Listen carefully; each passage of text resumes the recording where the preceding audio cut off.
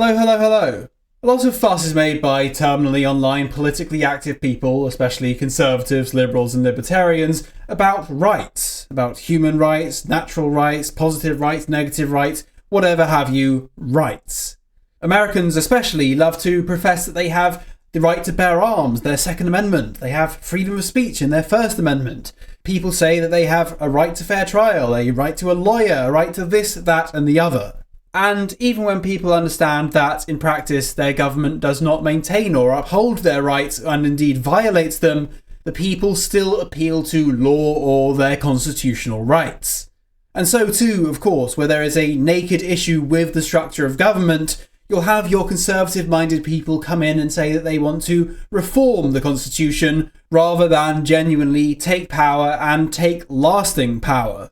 Now, I've made a video before entitled Why Constitutions Do Not Matter, and much of what I'm going to say in this video also applies there and vice versa. But fundamentally, what this video is about is not whether or not rights are upheld or whether or not a government can use a state of exception or emergency powers to circumvent the rights or circumvent the Constitution, because, for the majority of people in the dissident right, those who are familiar with the ideas of the right, already understand that constitutions are bullshit and that rights are routinely violated without repercussion. No, instead, this video is about the nature of rights, where they come from, and why, on these terms, rights are not real. I guess at the core of the issue is the fundamental nature of the origin of power. People raised in civilized, polite, liberal democracies may think that power comes from popular approval, how many people are for an idea, how many people are against, and will go with whatever the majority wants. Or, even when people understand this to be, in practice, flawed, or in reality, a total lie, they still think that power comes to a large extent from a constitution, from a written piece of paper, from an international body, or what have you. The reality, instead, something far better understood in the ancient world than today, is that power effectively comes from force and almost force alone. When you violate a law, say you've robbed a bank, not paid your taxes, or even murdered someone, you will be arrested. After you've been arrested, it's likely that things will go to a court, and then either a judge or a jury of peers will decide whether you are guilty or not, and if you are found guilty, you will go to prison. But what if you won't go meekly? What if at every turn you will do your utmost to fight the system and fight back?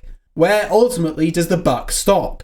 The answer, of course, to anyone who thinks about the issue seriously enough is with the military or the police, effectively the state monopoly on force. If you resist arrest, if you cause too much trouble in the court, or if you try and strangle the judge with your bare hands, ultimately, you will either be killed or subdued and forced into a cage. But important to understand is that regardless of the law, at the end of the day, it is force that backs up the enforcement of law. And in general, at any point throughout history, one must make the correct observation that power pretty much ultimately comes down to force. Now, okay, yes, we accept that regimes are in power because they have force, and force is what determines power. What then are rights? Are human rights, positive rights, and negative rights? For those unaware of the distinction between positive rights and negative rights are all those things that one could naturally have if they were abandoned on a desert island. Things that they are born with, things that it would take intervention from a government or from another person to take those rights away from them, to violate their rights. Whereas positive rights are things that are actively given to the person at the expense of someone else. So, for example, freedom of speech is something that if we were stuck in a desert island and there was no one else around, we would have. We would have the ability to speak our minds and say whatever the hell we wanted. Whereas something like the right to healthcare or the right to education comes at a cost. It consumes resources, and these resources must be procured and distributed by typically a government and then consumed by the recipient. You could not have the NHS as a solitary man deserted on an island, regardless of whatever law says it's your right.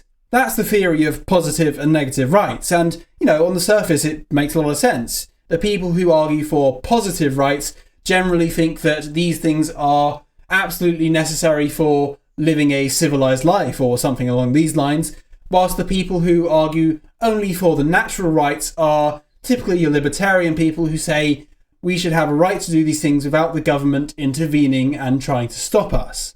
However, my claim, perhaps controversially, is that on a purely naturalistic basis, none of this is even real. Take even something like freedom of speech. Yes, okay, if there was no government, we'd all have freedom of speech, we'd all be able to speak our minds, say whatever we want about any issue. But where does this come from as a right? Who gives you the right to speak your mind? Who gives you the right to practice your religion, to have a fair trial? Something as basic as freedom of speech, which in theory means a restriction on the government against impeding your speech, is a restriction on government. But who restricts the government? Is the government restricted by a constitution? Well, you might think so, but in which case I'd recommend you read Carl Schmitt, and I recommend you watch my last video, Why Constitutions Do Not Matter, because fundamentally, constitutions are written by men and are enforced by men. And in many cases, happening so often that it is the norm, not the exception, constitutions and laws written by governments, past or present, are violated by said governments. So let's take the case of freedom of speech. Freedom of speech is a restriction on the powers of government. But who restricts the powers? Is it the government? Is it the courts? In reality, no. It is the government restraining itself from coming after you and impinging your supposed right to speech, your freedom of speech. If you understand Carl Schmitt's points on sovereignty and constitutions, you will know that a government is decisionist.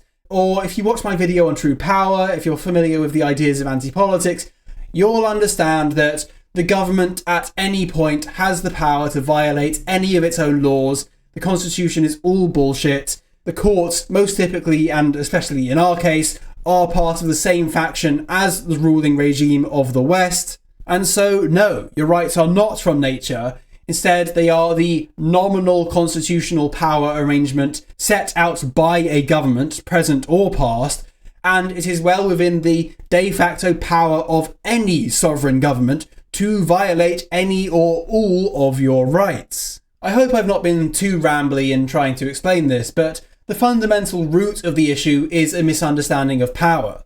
Power is not merely convincing the masses to vote the Green Party, the Tory Party, Reform or Labour, and it's not playing by the rules written down by your enemies a century ago. It is literally what you can get away with. It is the destructive capacity you can threaten. We live in the real, natural world and natural law applies. Human rights or any other kind of rights only exist insofar as the ruling regime permits them to exist. And one must never forget that the ruling regime can at any time, for any reason, under any pretense, curtail your rights, restrict them, or remove them entirely. But no, true power does not come from constitutional arrangements, from law, from popular approval, or anything else like this. It comes from force and a fear of consequences. And of course there are positive incentives that encourage people too, one shouldn't deny that.